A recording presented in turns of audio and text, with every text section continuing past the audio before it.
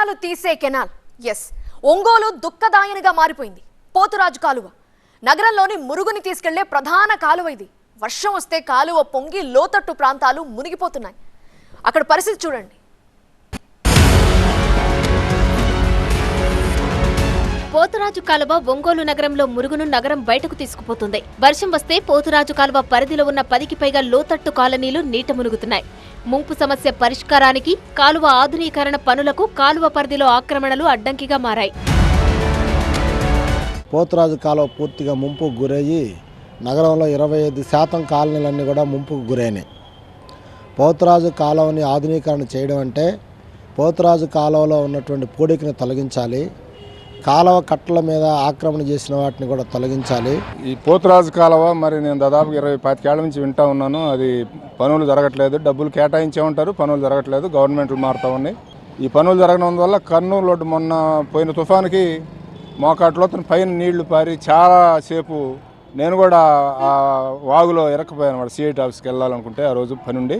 నగరం పడమర శివారుల్లోనే పేర్నమిట్ట దగ్గర ప్రారంభమవుతున్న పోతురాజు కాలువ గణేష్ నగర్, జయప్రకాష్ కాలనీ, నెహ్రూ నగర్, పాపా కాలనీ, భగత్ సింగ్ కాలనీ ఇలా మొత్తం 14 కాలనీల నుంచి దాదాపు 6 కిలోమీటర్ల మేర ప్రవహిస్తుంది. నగర పరిధి పెరగడం, కాలువపై అక్రమ నిర్మాణాలతో కాలువ వెడల్పు 30 అడుగులకు తగ్గిపోయింది. గతంలో కాలువ వెడల్పు 100 అడుగులుగా ఉండేది. ఈ అక్రమ నిర్మాణాల్లో కొన్నింటికి పట్టాలు కూడా ఇచ్చేశారు అధికారులు.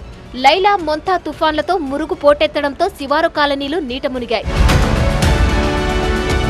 పోతురాజు కాలువ మురుగు వరద నుంచి శివారు కాలనీలను తప్పించడానికి కాలువ ఆధునీకరణ పనులను 2012లోనే చేపట్టారు. అయితే ఆక్రమణలు కాలువ పనులకు అడ్డంకిగా మారాయి. ఆక్రమణలను తొలగిస్తే గాని కాలువ వెడల్పు పెరగదు. అప్పుడే ఆధునీకరణ లక్ష్యం నెరవేరుతుందంటున్నారు ప్రజా సంఘాల నేతలు. ప్రభుత్వాలు ఎన్ని మారినా ఆ కాలువ నిర్మాణంలో కానీ, ఆధునీకరణలో కానీ, అక్రమ కట్టడాలు అరికట్టడంలో కానీ చర్యలు తీసుకోవటంలో ఏ ప్రభుత్వాలు వచ్చినా కూడా దాన్ని పట్టించుకున్నటువంటి పాపాన పోవట్లేదు. 2014లో టీడీపీ హయాంలో కాలువ పనులకు 86 కోట్ల రూపాయలకు ఫైనాన్స్ అప్రూవల్ తెస్తే ఆ తర్వాత వచ్చిన వైసీపీ ప్రభుత్వం రివర్స్ టెండరింగ్ ద్వారా కాంట్రాక్టర్లకు అప్పగించింది. ఈ విధంగా 3 కాంట్రాక్టర్లు మారారు. ఆ తర్వాత ఆధునీకరణ పనులు నెమ్మదించాయి. ఈ నేపథ్యంలో కాలువ ఆధునీకరణ పనులను పునరుద్ధరించి వేగంగా పూర్తి చేసేందుకు చర్యలు తీసుకుంటున్నట్టు మున్సిపల్ కమిషనర్ చెబుతున్నారు. ఈ పోతురాజు కెనాల్ అనేటువంటిది దాదాపు మన అర్బన్ ఏరియాలో 9 కిలోమీటర్ల పరిధిలో విస్తరించి ఉంది. సో అదంతా కూడా పూడికతో నిండిపోయి ఉండేది.